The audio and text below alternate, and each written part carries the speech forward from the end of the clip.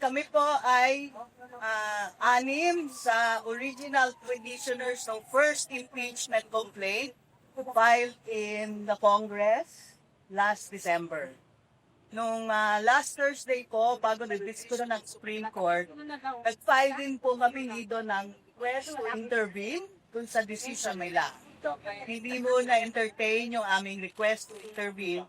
Kaya ngayong hapon po, mag-file din kami ng motion, request to file a motion for reconsideration of the decision at COTELAM.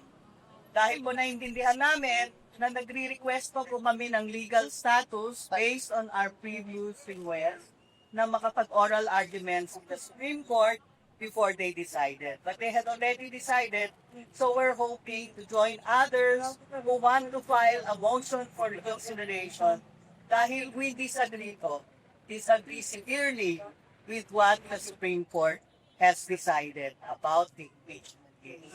We don't believe it's unconstitutional. At naniniwala po kami na ang nangyari po ay napipigilan ang taong bayan na humingi ng pagsingil ng accountability sa high officials.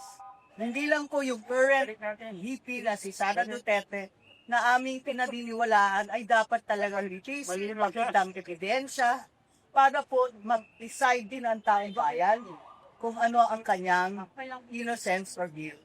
Pero sa ginawa po ng Supreme Court, it will even be more difficult for us, ordinary citizens, to hold our officials out.